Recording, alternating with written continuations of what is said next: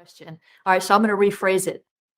So you've been going through inner healing, but you've also been learning about spiritual warfare. So now you're feeling tired all the time. You want to sleep all the time. Is it warfare or is it because of the inner healing process that you're going through? And I'm going to say it's both because the enemy loves to attack us in our vulnerability. The enemy loves when we have our guard down, when we are vulnerable, when we are raw and open and just really pursuing and seeking the next measure of healing God has for us. The enemy loves to attack in that moment. He loves to attack in that moment.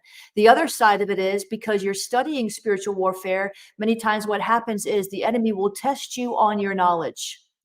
You'll learn something about spiritual warfare and you'll be like, oh, that is so good. I'm going to use that. I can see it. I've got the revelation. And then the enemy wants to say, oh, do you? You have the revelation. Do you? Let me just see if you have the revelation.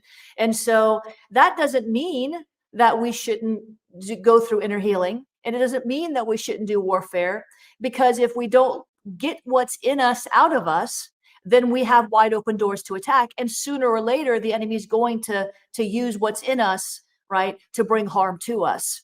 And if we don't learn how to fight, then we will still experience warfare, but we'll be ill-equipped to gain victory over. Because contrary to what some people believe, God doesn't just fight all of our battles. Right? He is fighting for us. He's fighting with us, but we still have a part to play. That's why Paul the Apostle said that we need to put on the whole armor of God. The weapons of our warfare are not carnal, but mighty in God to the pulling down of strongholds. So my answer to you is both.